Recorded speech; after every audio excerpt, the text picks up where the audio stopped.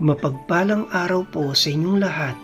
Ngayon po ay araw ng Sabado, ika-7 ng Pebrero. Pakinggan po natin ngayon ang mabuting balita ng Panginoon. Pagbasa mula sa unang aklat ng mga hari.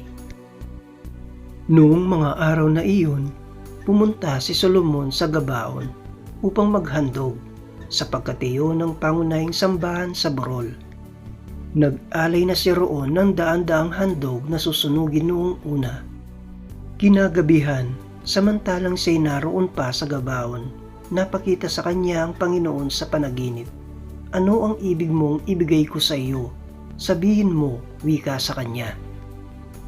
Sumagot si Solomon, kinahabagan ninyo at puspusang minahal ang aking amang si David na naging tapat sa inyo, matuwid at malinis ang puso. At ipinagpatuloy ninyo ang inyong pagkalinga sa kanya nang marapati ninyong paluklukin sa kanyang trono ang isa niyang anak. Panginoon, aking Diyos, ginawa mo akong hari bilang kahalili ng aking amang si David. Bagaman ako'y bata pa't walang karanasan, pinapamuno mo ako sa iyong bayan, sa bayang ito na hindi na mabilang sa dami. Bigyan mo ako ng isang pusong maunawain at marunong kumilala ng masama at magaling, sapagkat sino ang maaaring maghari sa bayan mong ito na napakalaki? Ikinalugod ng Panginoon ang hiling ni Solomon. Kaya't sinabi sa kanya, yamang hindi ka humiling para sa iyong sarili ng mahabang buhay o kayamanan o kamatayan ng iyong mga kaaway, kundi ang hiniling mo'y pagkaunawa at katalinuhang humatol. Ipinagkakaloob ko sa iyo ang hiniling mo.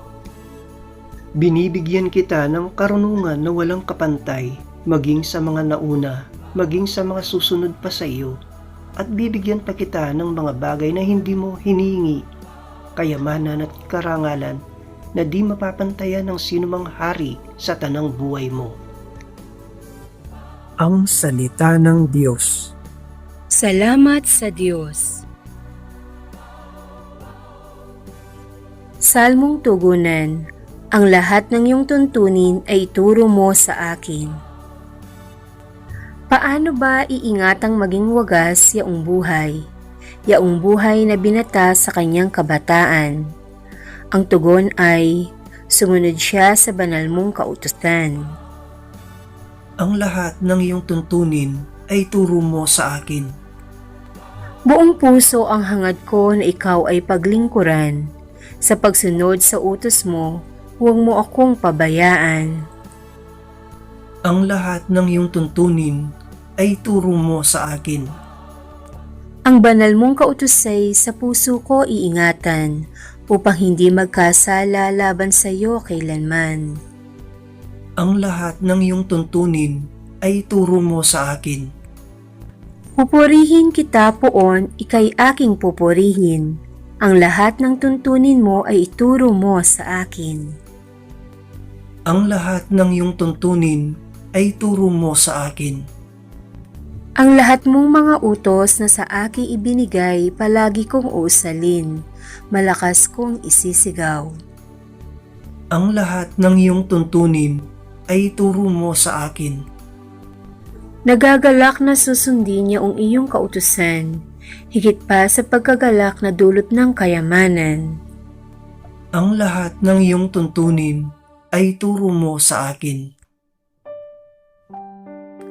Aleluya, aleluya!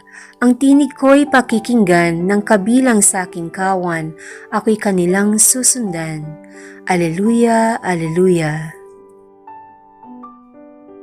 Ang mabuting balita ng Panginoon ayon kay San Marcos. Noong panahong iyon, bumalik kay Jesus ang mga apostol at iniulat ang lahat ng kanilang naisagawa at naituro. Napakaraming taong dumarating at umaalis. Ano pat hindi na makuwang kumain ni Jesus at ng kanyang mga alagad.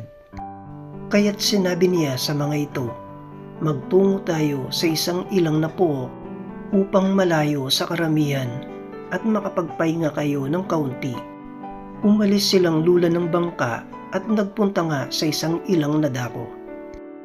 Ngunit maraming nakakita sa kanilang pag-alis at nakilala sila, kaya't mula sa lahat ng bayan, ang mga tao ay patakbong tumungo sa dakong pupuntahan ni na Jesus at nauna pang dumating doon kaysa kanila.